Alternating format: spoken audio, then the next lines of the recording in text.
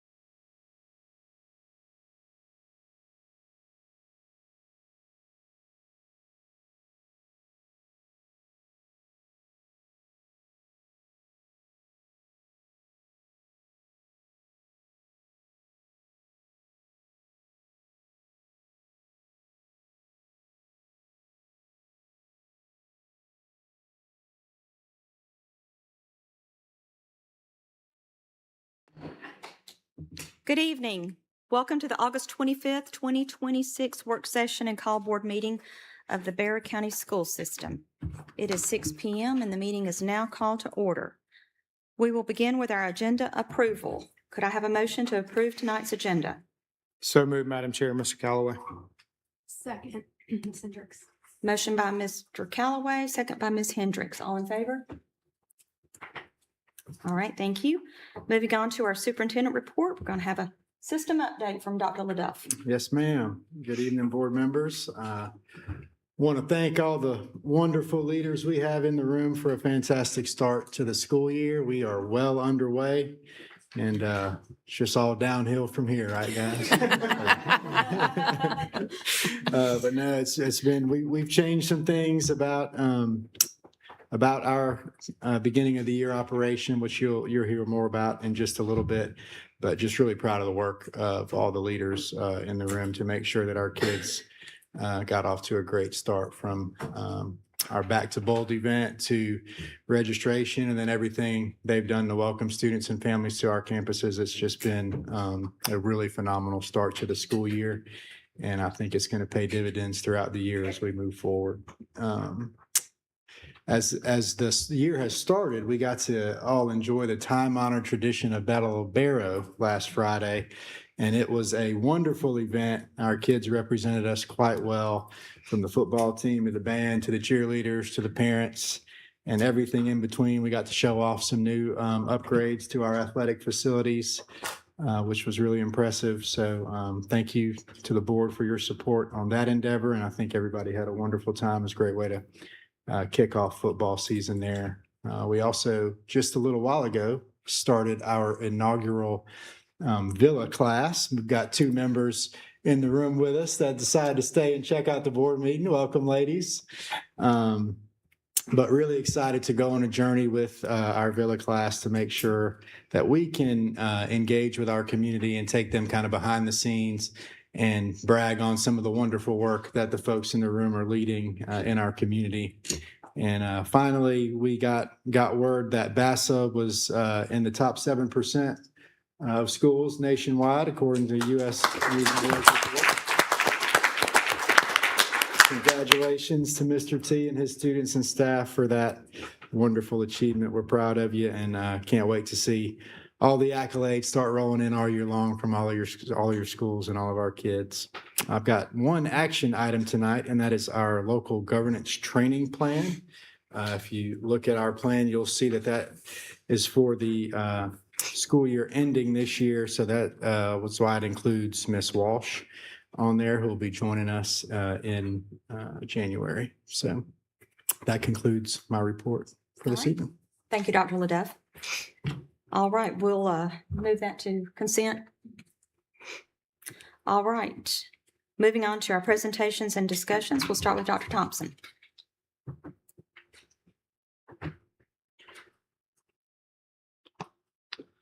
Good evening. We have 4 items of information for the board this evening and no action items. First, I'm going to ask Megan to open up the communications report. The communications report is presented, as it always is, from July for the board's review, but I do want to highlight a particular, Megan, if you will go to the slide that shows the Parent Square adoption. Right there it is. Go back up. Right there. We have obviously transitioned to a new unified communications platform for the entire district. That is Parent Square. You'll be hearing from Ms. Vallis later in the school year as we kind of roll through this and we have a better idea of how it's being used. But I did want to highlight the work that was done by the communications teams and a lot of others to make that transition, which is not an easy transition. And you can see we soft rolled that out in the spring, but you can see the increase in the number of Parent Square total messages being sent. And when you see this in future months, it's going to be considerably higher. So I did want to highlight the work that was done on Parent Square.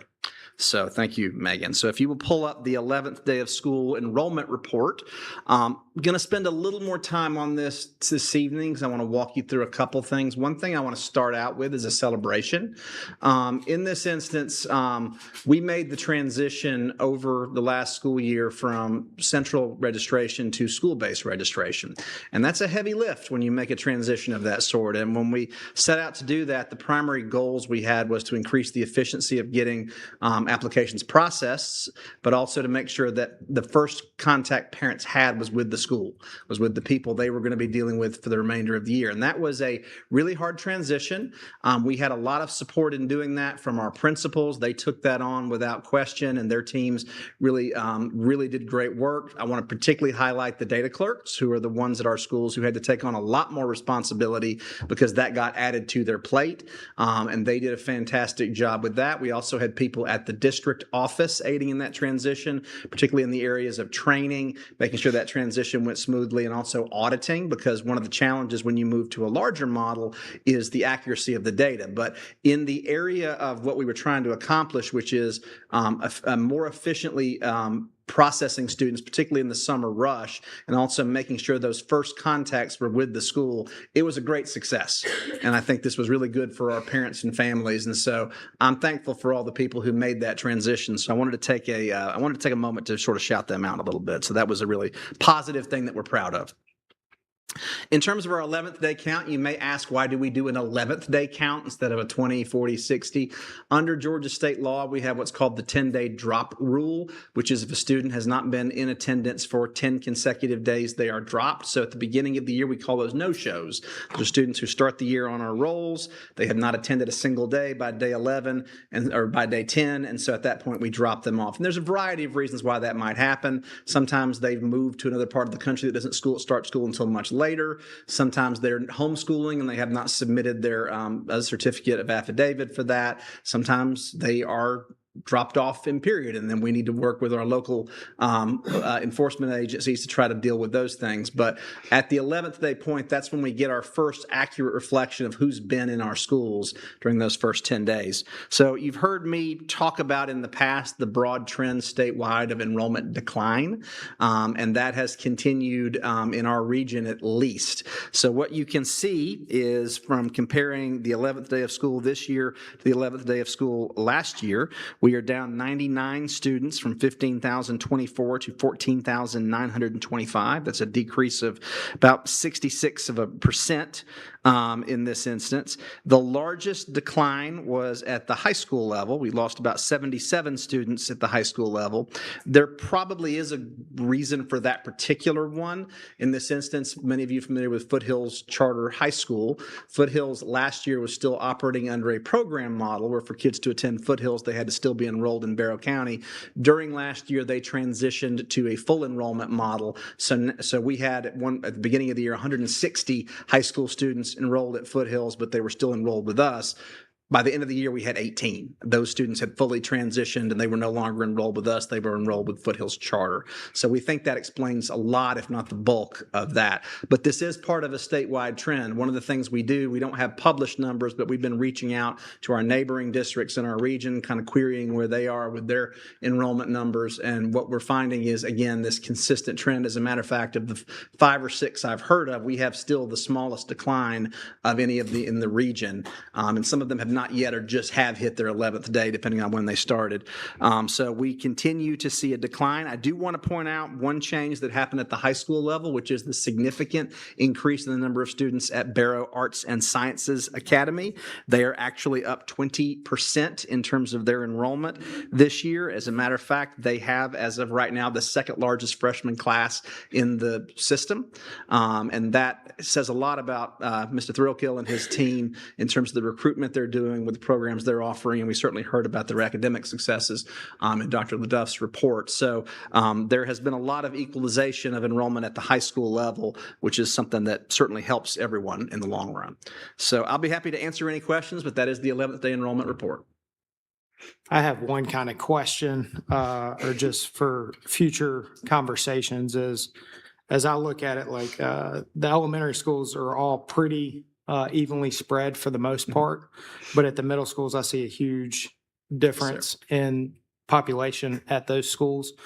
Will there be a point that we would probably start a conversation about potentially redistricting if we're not growing in numbers, Sure. if we're reducing in numbers, but we're seeing a mass? Because we don't control where the county commissioners throw up all their housing developments and all of that, which cities get sewer. Mm-hmm. So we have to react to it. So at what point would we start talking about that? That's a fair question. At this point, we're just analyzing trends. We're just looking at the data trends as they come in. We feel pretty confident we have capacity at all of our schools right now to handle what's here. And like I said, the enrollment's actually been declining. But in this instance, obviously, we have to have all tools in the toolbox. And certainly anytime that's a tool that we need to deploy, we're going to look very closely at doing that. Right now, we're just monitoring trends and trying to make sure, working with our schools to make sure that they're optimally using their resources. And that's something we're going to focus on as part of our strategic plan. It's one of the initiatives in there is to do annual audits of space usage at our schools to make sure we have as few students as we need to have in external trailers, things like that. We want kids in the building as much as possible. So it's going to be an ongoing part of our strategic planning process. Thank you, sir. I appreciate all that. Any other questions? All right, so for our third item, I'm going to ask Ms. Persinger to come up and give this particular presentation. Earlier in August, our Georgia Milestones assessment scores, at least some of them, as she will discuss, were released, and she is here to give the board some highlights of that. Good evening. Thank you, Dr. Thompson. So as he said, earlier this month, the Department of Education released the 25-26 milestones results. Normally, Dr. Mitchum would be here to share those results with you, but she is currently away at training for her job by the Department of Education. So you're stuck with me one more time. Tonight, I will review those assessment results with you for the 25-26 school year, including how the milestones is structured, our performance and growth goals. And then later in her report, Dr. Brown is going to share some of how our teachers are using instructional frameworks to support effective teaching and learning in all areas. So if we could go to the next slide, maybe. There we go. There we go. Perfect. All right. So just a reminder that Georgia Milestones is the state's summative assessment of learning. It's administered at the end of the year or at a course. It measures students' mastery of Georgia content standards. It gives us like a system level view of curriculum alignment and academic programming. While these results are an important measure, they're not a full picture of a student or a school. Schools and district leaders use these with classroom evidence, with our local assessments to identify our strengths, to review our curriculum mapping, direct support where student needs are the greatest. So the testing footprint varies by grade. Students in grades 3, 4, 6, and 7 take a math and language arts test each year. In grades 5 and 8, they take those as well as science. And in 8th grade, then they also add a social studies assessment.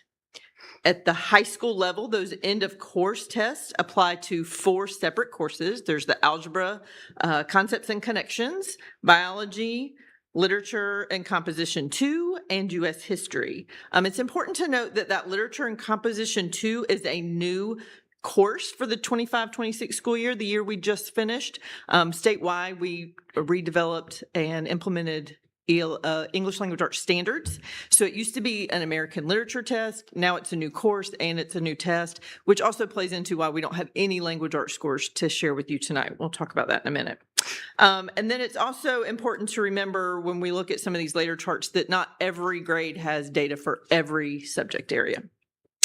So the Georgia Milestones reports 4 achievement levels. Those beginning and developing levels indicate students that need some additional support. The proficient indicates readiness for the next grade or course, and the distinguished indicates advanced proficiency. Most of the charts that we're going to look at will look at proficient and above because that's where we are aiming to get our students. We want them to be proficient in those standards. So it's combining those levels 3 and 4 right there. But we also are looking at those like moving from beginning to developing is also meaningful progress. When we're trying to take those students that are in our level 1, we're looking to move those to level 2 as well. So let's talk about the results and how they're used. Georgia State, actually, the state of Georgia has some rules about how we use these results, but because the language arts test results have not come in, at this point that they put in passed a waiver earlier. This board passed a similar waiver earlier this year that we would not use those results for determining student placement in the future. And then it's important to note that the end of course grades also include a grade conversion score. So they not only get that level 1, 2, 3, and 4, it literally converts it to a grade so that counts as 10% or their final exam. It factors into their grading when we get those scores back. Again, we have those new language arts scores, so we're not going to have any language arts results to look at tonight. The results also include student growth percentile to show how students are performing compared to similar performing peers across the state. And so, of course, not just achievement is important. We also want to know that those students that are highly achieving, are they still continuing to grow? We're not just kind of letting them stagger there. And then those that are not quite at proficient, are we showing growth to get those students up to grade level? So this represents our math scores. This puts together all of 3rd through 8th grade in math and compares them over years. So the rate has moved from 32.55% of students at that proficient level or above to 39.2% in this past year. So that's a significant gain of more than 6 percentage points. From one year to the next, from last year to this year, we showed almost 2 percentage point gains. So that direction is encouraging and reflects some sustained improvements across the years. But at the same time, we know that that's momentum to build on. That's not our end point. We're going to keep working on that. This slide, what's important to notice in our science and social studies scores is when you're looking at year to year, these are now completely different groups of students because they don't take them every year. So when we're looking at 3rd through 8th grade, yes, the 8th graders move on, and new 3rd graders come in, but the rest are all the same students. These are completely different students. So it's a little harder to compare year to year. You will see that our science proficiency in grades 5 and 8 remained about the same as last year. Our grade 8 social studies had a sharp increase with about 7.5 points. High school physical science saw a little bit of dip, but that's still a high percentage of students being proficient. That high school end of course test is only given when students take that high school course in 8th grade. So remember, in high school, our students are tested on a physics class. So students in 8th grade either take the 8th grade science test or they take the high school physical science test, depending on which course they're enrolled in. That's why there's a difference there. Okay, these are our high school results. This is looking at comparing grade conversion scores, so that score that then contributes to their final grade. We're happy to show that we outperform the state in all 3 of those end of course tests. Our largest advantage is that U.S. history, where we're more than 8 percentage points above the state, and where algebra is about 4, biology is more than 2. So these are clear strengths and help us determine how to make those skills transferable as students continue through high school, move all the way through. Okay. Here we're looking at each grade level, comparing last year, the 24-25 school year to the 25-26 school year. So remember, those are different students. We're not looking at each green and blue line as two different groups of students. So one group of third graders compared to the next group of third graders. So we can see that math proficiency improved year over year in 5 out of those 6 grades that are shown. The largest in grade 6, where you can see we had a little bit of a dip in the previous year. We made up for a lot of that this year. And then grade 8 is obviously the concern where we're looking, why did we have that drop with this group of 8th graders this past year? That's where we'll focus some attention moving on. And then this slide is those, what am I trying to say? Student growth percentiles, sorry, showing the students that are in that high growth area. So it kind of divides students when it's comparing them to similar peers from one year. How did they score the next year? So we want our students to be in that high growth percentile area. So we are above the state in several of those grades, 5th, 6th, and 7th. And then again, that 8th grade, you can see we're not quite hitting where we want to be. We want more of those students to be in that higher growth area. And then again, there are some resources that are provided by the state that show all these scores as they break down. There's also some parent resources that are there that are also linked on this slide. But I'm happy to take any questions you may have. Thank you. Thank you. Thank you, Ms. Persinger. So back in June, we presented the board a sort of qualified view of our strategic scorecard where our key performance indicators live. And so given that we now have the published milestone results and a lot of that particular scorecard was made up of those embargoed results, we could not make that public. We now can.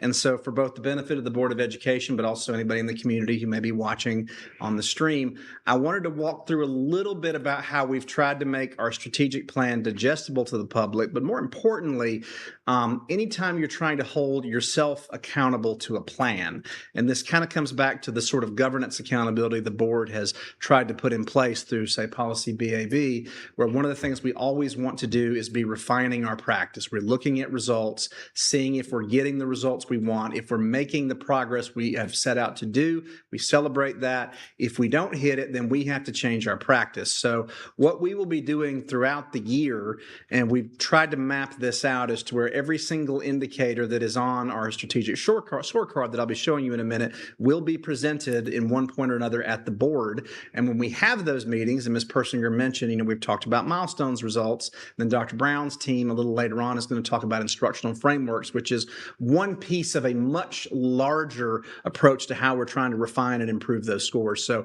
we want to always embody with the board transparency, but also owning our results and trying to figure out what are we going to do about improving those. But what I wanted to do tonight was just to take a minute, and Megan and I rehearsed this, and I hope it goes well. We're going to walk you through how the public can follow along with this. So this, if you'll see, if you go on our web page, this lives under the About section. So if you go to BCSS Strategic Plan, you will go to the page where we keep all of this. So the first thing you'll see is, for those who are interested in the history of the plan, we have a document that's called Feedback from the Barrow community. This is a document that's going to go into detail about how the plan was built. This gets into the needs assessment that was done, the surveys, the work that was done by the community, because we always want to make sure that our plan fits what the community wants from Barrow County Schools. So we wanted to make sure we had that document that kind of gave the history of the plan development in there. If you'll scroll down a little bit, you can see our strategic map, our strategy map.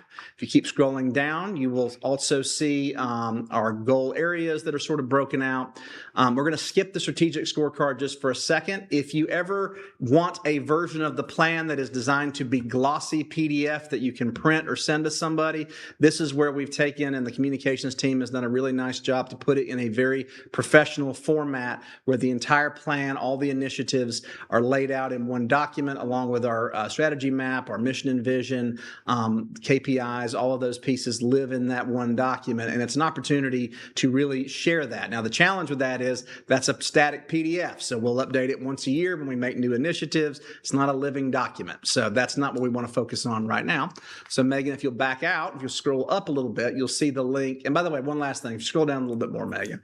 We also, to give a sense of history, we've also put our prior two strategic plans in the website. So if you want to see what has been done prior, you can see those, as well as we have or will have links to all of our school improvement plans. The ones that are currently linked are from last year, but as soon as we have our approved school improvement plans from this year, that's where those will live as well. So if a parent or a board member wants to look at a particular school improvement plan and how it is aligned to the district strategic plan, they can do that through there.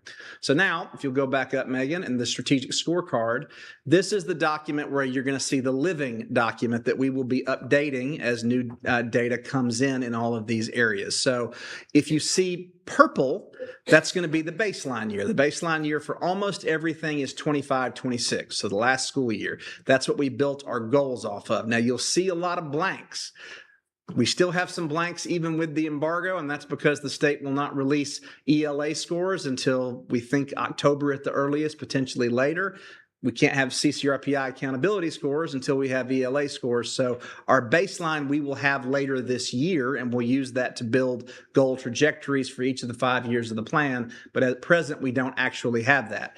You'll also see some measures where if you look right there, you'll see meet or exceed established work order completion and efficiency targets across the maintenance and technology departments. Well, when they wrote this, they wanted to revisit how they operated their processes. They wanted to revisit some things. So we said, all right, we'll let you do that. And then 26, 27 can be your baseline year. And we'll use that to build that out because we just didn't have good data from 25, 26. It's a little bit apples to oranges in this case.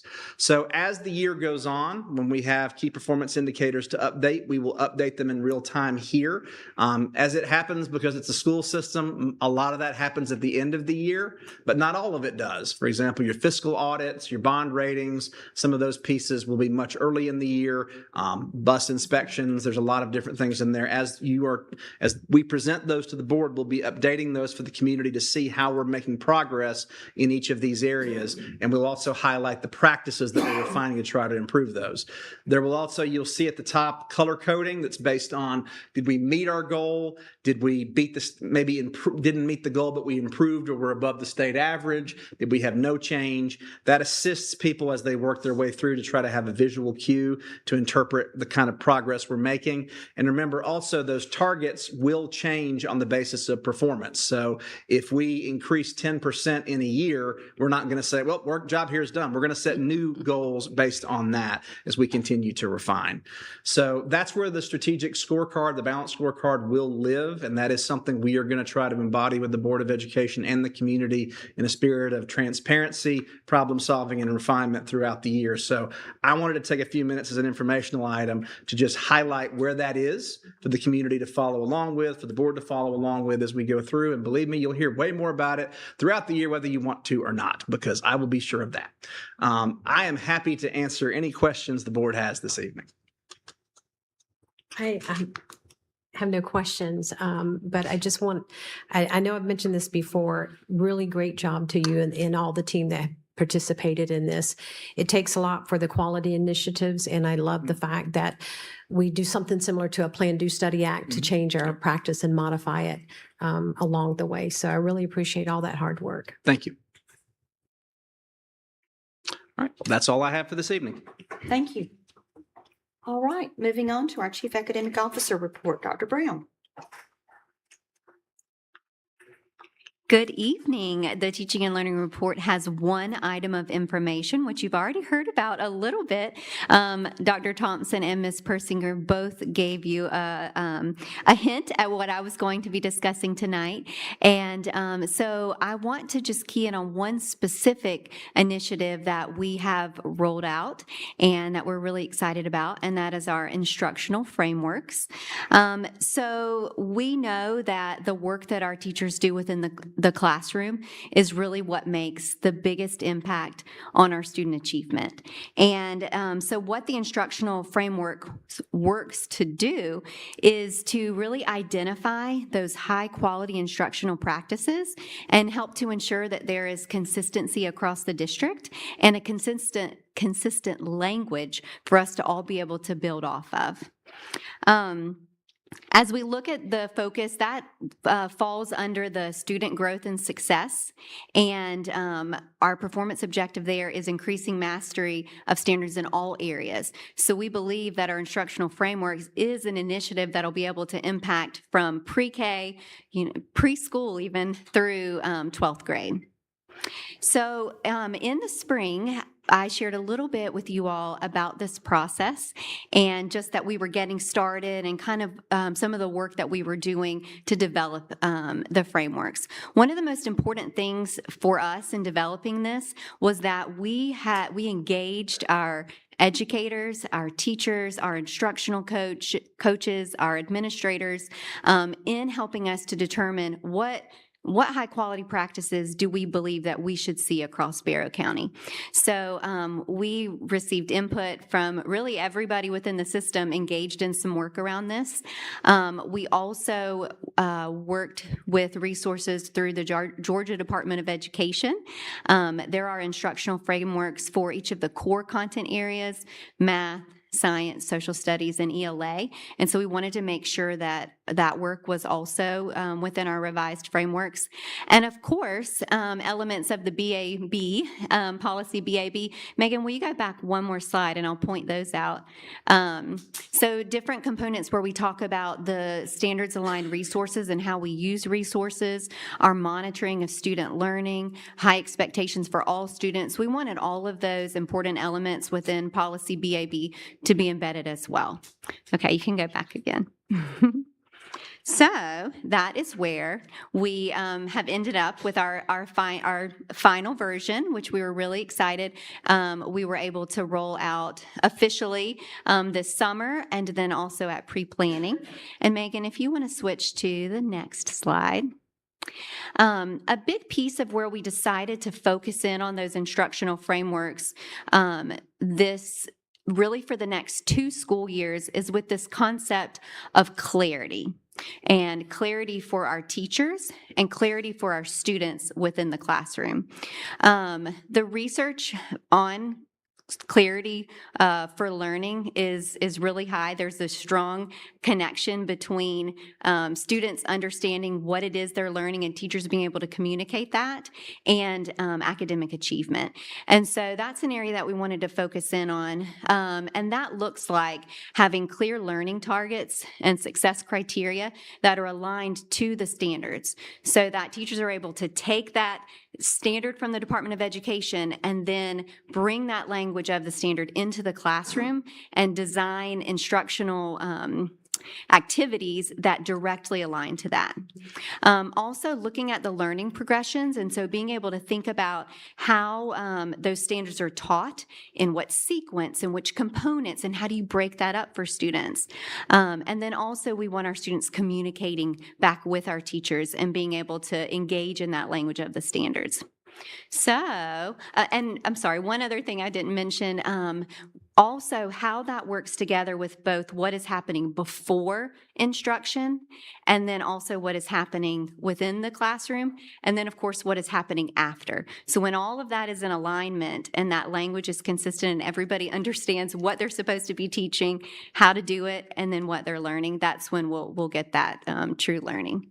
Okay, so the next slide talks a little bit about how we're going to focus. So we want to focus in on that clarity piece for the next 2 years, and we really want to spend time engaging in that professional learning and the practice of it. So we're going for depth, and this year we'll focus on, and we've already begun, so we began at pre-planning, and then we have several sessions that have started to roll out, but setting the stage for clarity, learning targets and success criteria, And also, we'll focus on building student ownership in their learning. And then next year, we'll dig deeper into continuing to create opportunities for student discourse, meaning that they're talking about what they're learning and engaging with one another. That feedback that both students and teachers, and then also sharing that learning in progress. So we're really excited about this work. We're excited about how we're engaging our entire Barrow County community in this consistency, and we think it's going to make a strong impact for our students. Any questions? Okay, excited to share more. as time goes. Thank you. All right. Now we'll have our Chief of Staff report, Dr. Kurtz.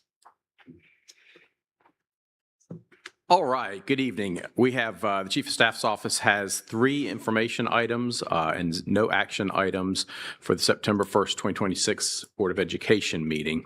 Our first information item is a follow-up from a commitment that you made about a little over a year and a half ago. You established a set of beliefs that were necessary to move our students forward and get the outcomes we wanted, and in that you highlighted competitive staff compensation is a necessary condition for those outcomes. About a year ago, you went further to codify that in policy BAB and to fund a compensation and classification study to look at all positions. As a result of that work, we were able to present the board last spring with some options for funding that, and the board elected to fully fund the salary study. Prior to the salary study, we had teachers that were getting paid. We were looking at them compared to our competitor group, and they were in the middle to bottom end in most categories, making it a little bit difficult for us to compete with other districts and make it a little bit hard for us to retain some of our great teachers. And the board, I think we're all thankful, took the steps necessary, did the hard work to fully fund that study. As a result, now we are going to be able to, if you go to the next slide, look where we moved. And these are T4, so that's our bachelor's level teachers where we were in the yellow and orange, which means we were sort of in the middle of the pack with and these are the group of counties that we trade the most teachers with, get the most from or lose to, and now we are at or near the top of the pack for our T4. And if you'll go on to T5, which would be our master's level educators, that's where we were. And then on the right-hand side, that's where we are. And our commitment also within the strategic plan is to be in the top 2, because what competitive compensation, what we've defined it as, is taking salaries off the table as a reason for people to leave employment with us or to not accept employment with us. And we believe we've done that as staying at the top 2 here. And if you'll go to the next couple of slides, here's where we were with our specialist level educators, quite in the orange there. And again, now we're in the top 2 across those categories. And our last one will be our doctorate level educators, certified educators, also moving into the green so that we're able to both attract and retain those. This is part of our strategic plan. This is one of our KPIs, and we're excited to see that the work that you have done and our leaders have done to make sure that we could work efficiently everywhere possible so that we can fully fund this and to see that come to fruition. Anecdotally, I think our leaders have found that it's a little easier already, to attract, retain folks, and we're going to just build on it from there. Additionally, as we looked at compensation, this board asked some questions about benefits. And so we have been doing some work, and that work is rolling out. We actually had a benefits committee meeting yesterday, so we're looking to use our buying power with our 2,500 employees to get some better ancillary benefits in terms of the insurance that we're able to offer, lower rates, and some better products there. And we were able to find some advantages in shifting benefits broker there that is getting us some better products. And we've worked closely with our finance department and a registered investment advisor to review all of our investment options through our 403B plans, and are able to have some investment changes that will be coming to our staff that give them more options, more narrowly tailored to their needs at some really low rates, so that their retirement money is earning money for them, not for the retirement managers. Any questions from the board? Awesome. Thank you for all of your support with this. I'll ask Mr. Perno to come on up and share a little bit of information about some of our facility updates.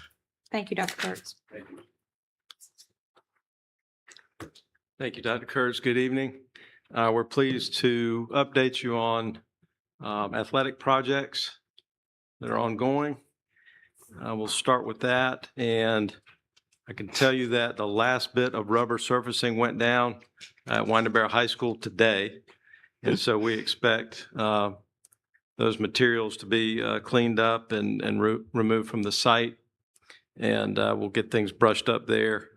And we'll have the striping piece that we still need to complete at both tracks, but they're available there for the schools to use and enjoy. We've got some pictures, and again, I always want to quantify this with, these pictures were taken several days ago, so there's a little time lapse there, but we can go ahead and sort of scroll through those.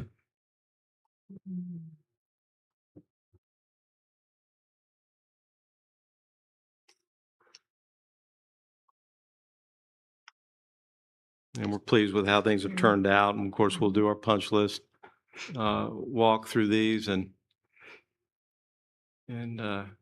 take care of any items that appear on that list. Mhm. Any questions about athletic improvements?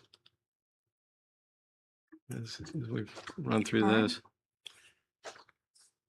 Okay.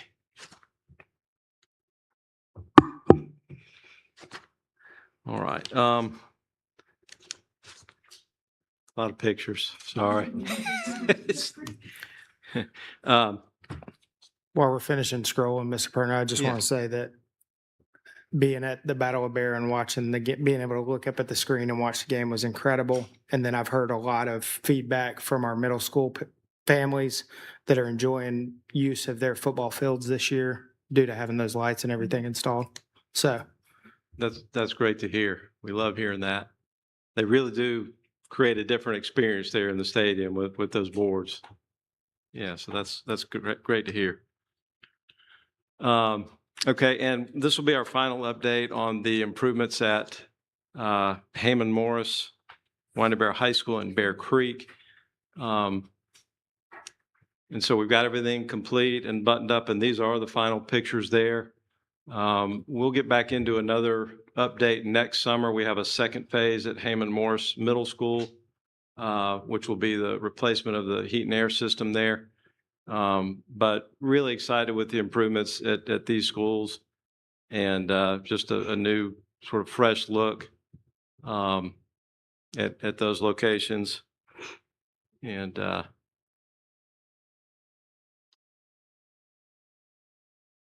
so we're excited about everything we were able to accomplish there. There's a picture of a stairwell with stainless steel handrails. You have no idea what a big deal that is to a maintenance person. We love those, but thank you. Any questions about any of that? Everything looks Okay, great. thank you. Thank you. Appreciate it. All right. That's it, except for executive session. All right, may I have a motion to go into executive session to discuss or deliberate upon the appointment, employment, compensation, hiring, disciplinary action or dismissal or periodic evaluation or rating of a public officer or employee, or to interview applicants for the position of superintendent? So moved, Ms. Lord. Motion by Ms. Lord, a second. second, Mr. Callaway. Second by Mr. Callaway. All in favor? All right, thank you. Hi, I'm Dallas LaDuff. I'm the superintendent of the Bear County School System. Hi, I'm Colby Kiefer, and I do HVAC maintenance for Barrow County School Systems. So Colby, tell us where we are and what we're going to do today. We are at the Barrow County Maintenance Shop, and we are going to be changing a few filters today.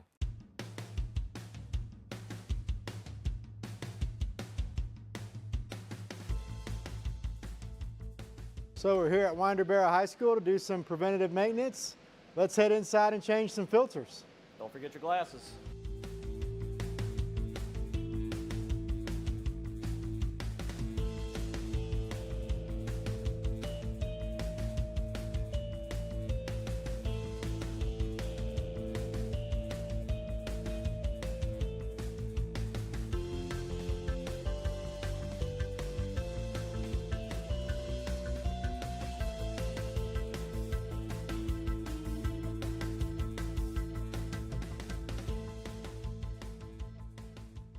Okay, so what we have here is a water source heat pump.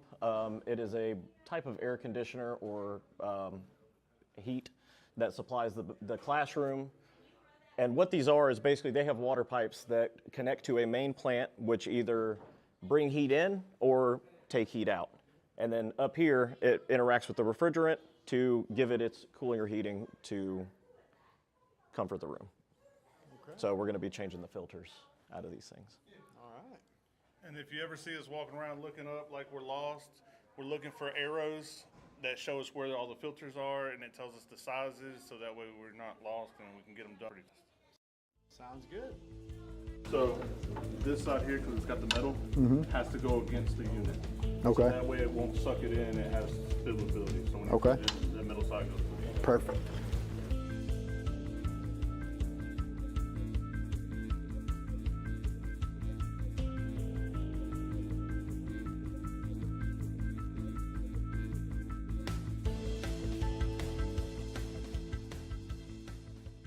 So here you have a sprinkler head in your way, so now you have to move the ceiling tile behind you. Yes, sir. All right, yeah, we're good.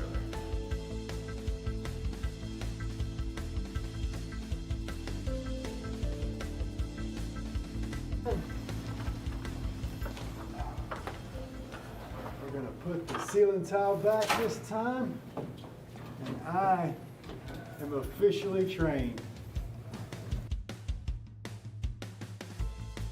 So how many of those are in the school? So every classroom has its own unit. So Wow. for every classroom in this building, I think right now there's probably inside, there's close to 100 filters inside the building. And then the rooftops take anywhere from 2 to 4 filters. So how long does it take you guys to do like a school, like a high school? A high school will take roughly 3 days with 2 to 3 people doing it. Wow. Middle school will take about 2 days, and the elementary school we can do in a day. Wow. That's a lot. It's a lot of Just for filters. that one thing. Yeah, for one filter.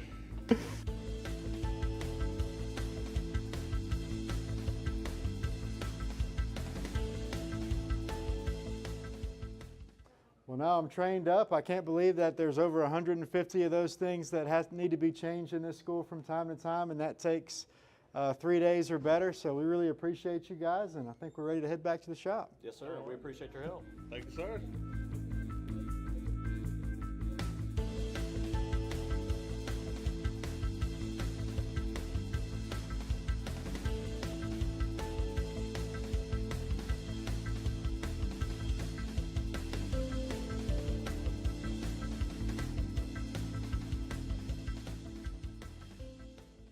Colby, I feel like I've learned a lot today. Appreciate you letting me tag along, and thank you for everything you do for Bexar County Schools. Yes, sir. And I appreciate you changing some air filters with us today.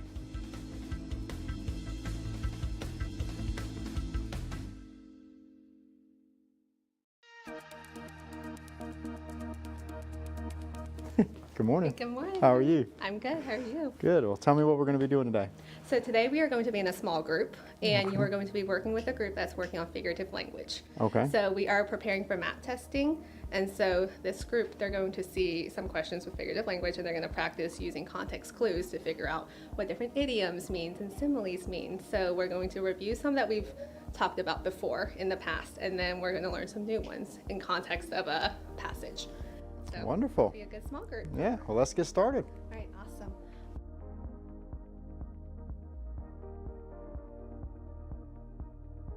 Vinny says that keep quiet goes in this box. Do we agree or disagree with Vinny? I agree. Thumbs up, everybody.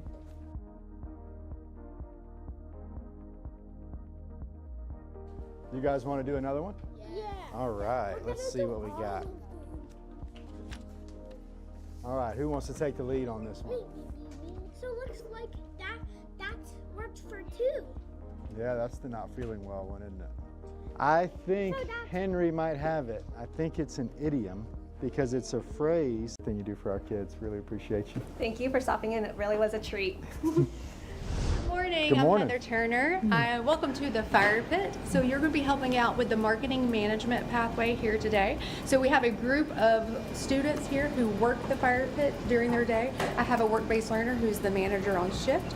What I would like you to do is to help supervise this crew and do some tasks that we need to be done today. Okay? Wonderful. have Thank you any for having me. questions so No, far? ma'am.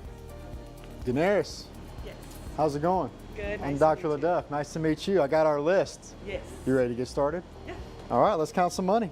All righty.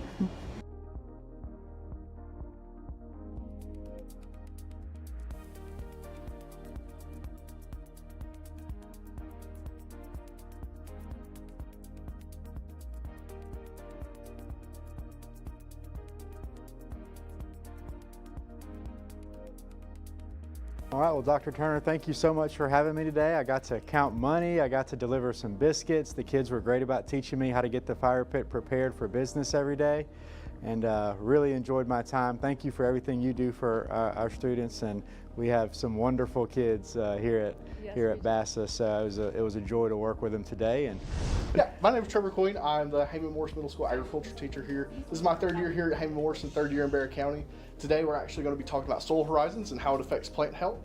And we're actually going to be building these soil horizons, and actually Dr. LaDuff is going to be helping lead that activity. So we're super excited to have him here, super excited to talk about some soil and some dirt. well, thank you for having me. Glad to be here. Yes, what do we call that? That was a vocabulary word we learned today. I know I learned today. Leaching. Excellent.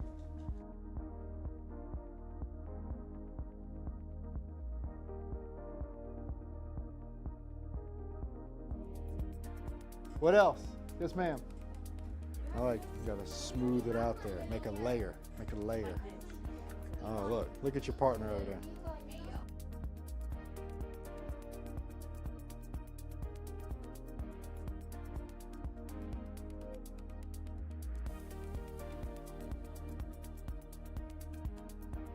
We got some more questions. What are the characteristics of a horizon? I'm gonna go with you. Rich in nutrients. Excellent, excellent answer. All right, Mr. Queen, thank you for having me today. I really enjoyed working with the students to learn about soil horizons, and they got to build a nice, tasty treat. And just wanted to say thank you for everything you do for our kids, and it was an absolute joy to spend some time with them today. Thank you for everything you do. We appreciate you coming. Yes, sir. All right, well, we've had a wonderful day spending time at Bexar Arts and Sciences Academy to learn about work-based learning, Austin Road Elementary School, where we studied figurative language in small groups, and finally here at Heyman Morris, where we got to visit an agriculture classroom and learn about soil horizons. It has been an absolute wonderful day, and I hope you get a small glimpse into what our teachers are doing on behalf of our students each and every day. And I just want to thank our students as well for being great sports and welcoming me into their classrooms.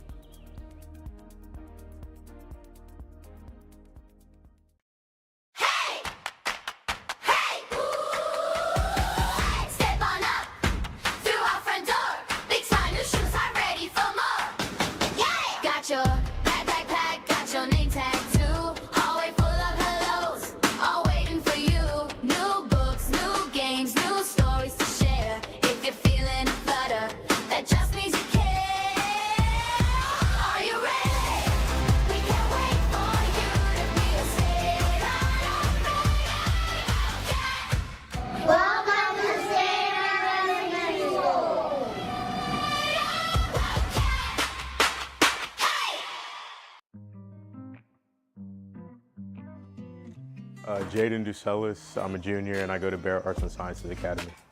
I'm Ryan Rudell, I'm an 11th grader that goes to Appalachia High School. I'm Charlie Rudell and I'm a junior at Appalachia High School. My name is Jake Berjaco, I go to Weinberg High School and I am a junior. Hi, what's up? My name's Coleman, I'm in 11th grade and I go to Bethlehem Christian Academy.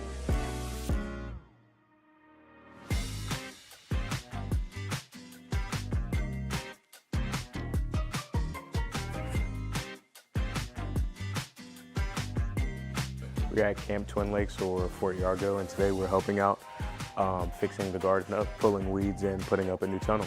Youth Leadership Barrow is for all the leaders in Barrow County that are in high school. And so far we've done once a month hangouts and we've done so much. We've been to Camp Twin Lakes twice now. We've also been to the capital of Georgia.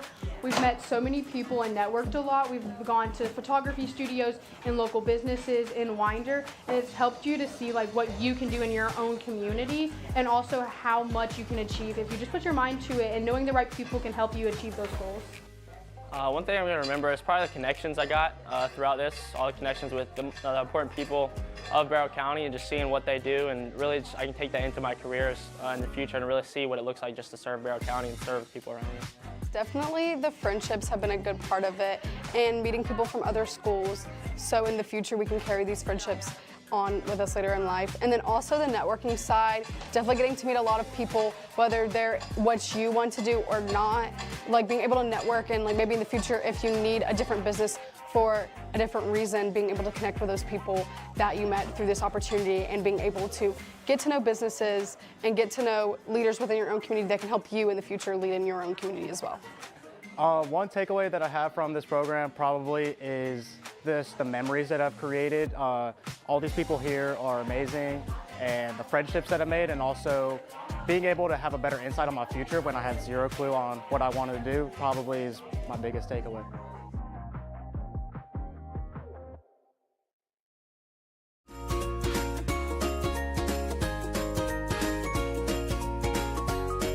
I love to be an artist because I love painting. When I grow up, I want to be a artist so I can help people get better. I'm the pre-K.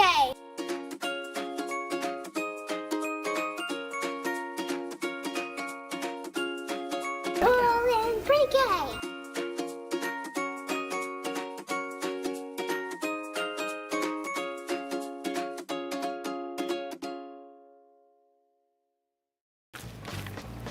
How many times has this happened to you?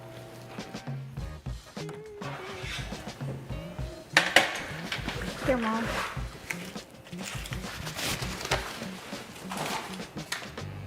Classroom party in the morning? Why didn't you give this to me sooner? I forgot. Now you don't have to worry about that. Barrow County now has the Parent Square app. Download the app to stay informed, stay connected, and to avoid those last-minute surprises.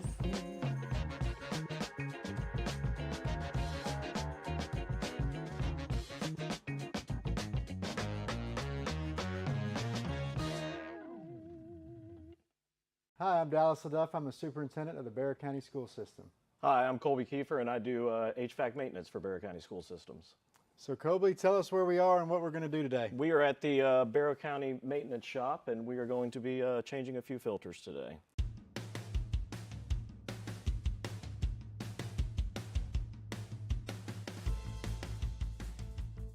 So we're here at Winder Barrow High School to do some preventative maintenance. Let's head inside and change some filters. Don't forget your glasses.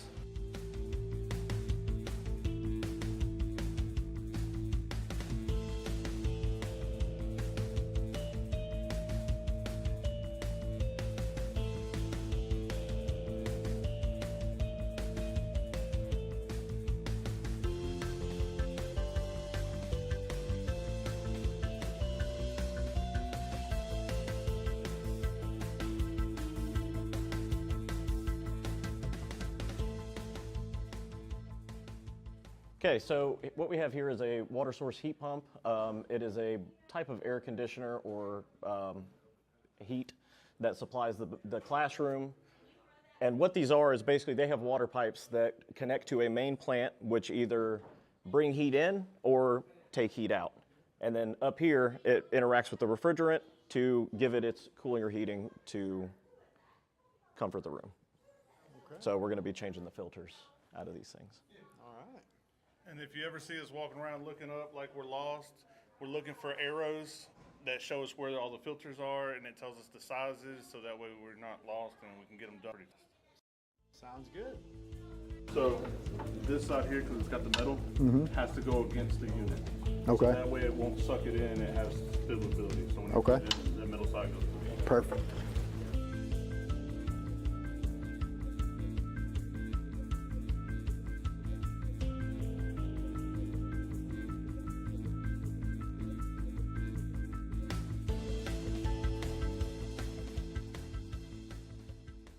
here you have a sprinkler head in your way, so now you have to move the ceiling tile behind you.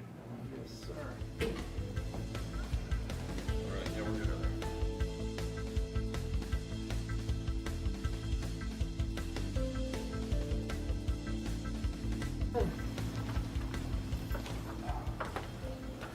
We're gonna put the ceiling tile back this time, and I am officially trained. So how many of those are in the school? So every classroom has its own unit. So Wow. for every classroom in this building, I think right now there's probably inside, there's close to 100 filters inside the building.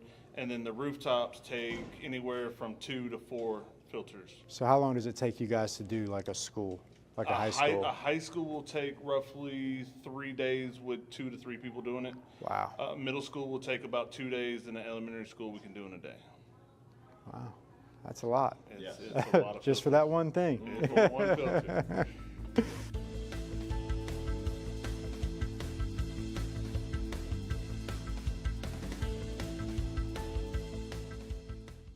Well, now I'm trained up. I can't believe that there's over 150 of those things that need to be changed in this school from time to time, and that takes 3 days or better. So we really appreciate you guys, and I think we're ready to head back to the shop. Yes, sir. We appreciate your help. Thank you, sir.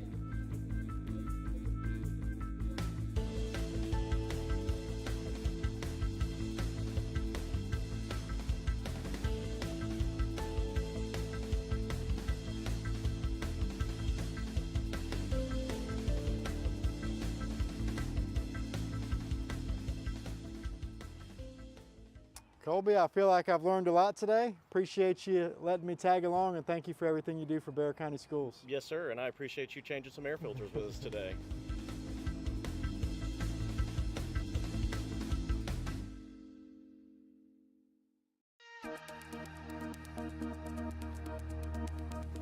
Good morning. Good morning. How are you? I'm good. How are you? Good. Well, tell me what we're going to be doing today.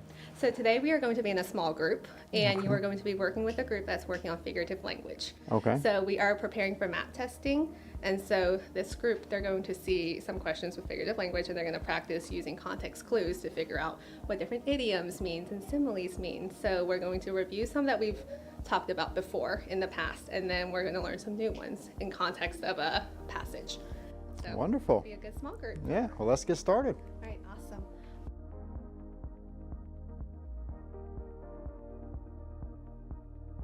Vinny says that keep quiet goes in this box. Do we agree or disagree with Vinny? I agree. Thumbs up, everybody.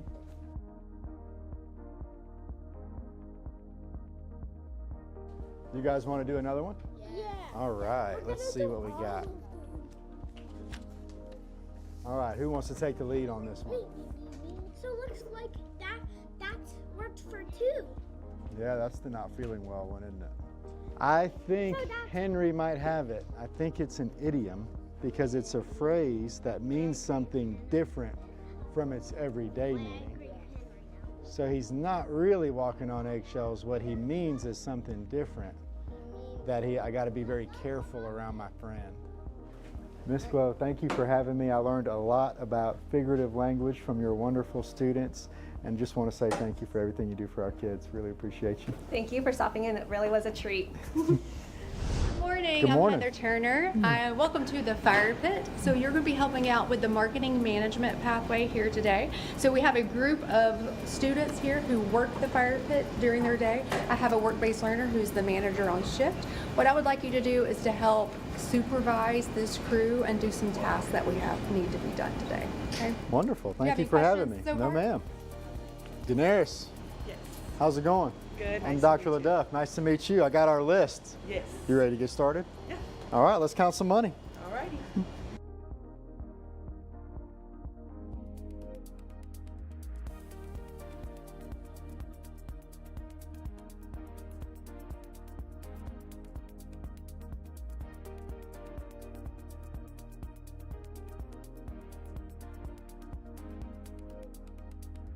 All right, well, Dr. Turner, thank you so much for having me today. I got to count money. I got to deliver some biscuits. The kids were great about teaching me how to get the fire pit prepared for business every day. and really enjoyed my time. Thank you for everything you do for our students, and we have some wonderful kids here at BCSS. So it was a joy to work with them today. And yeah, my name is Trevor Queen. I'm the Heyman Morris Middle School agriculture teacher here. This is my 3rd year here at Heyman Morris and 3rd year in Bexar County. Today we're actually going to be talking about soil horizons and how it affects plant health. And we're actually going to be building these soil horizons, and actually Dr. LaDuff is going to be helping lead that activity. So we're super excited to have him here, super excited to talk about some soil and some dirt. well, thank you for having me. Glad to be here. Yes, what do we call that? That was a vocabulary word we learned today. I know I learned today. Leaching. Excellent.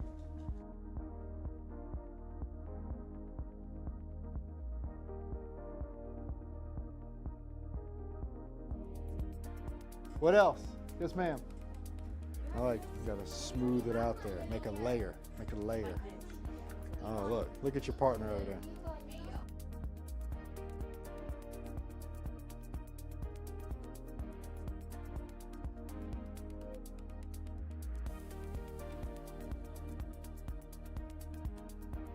We got some more questions. What are the characteristics of a horizon?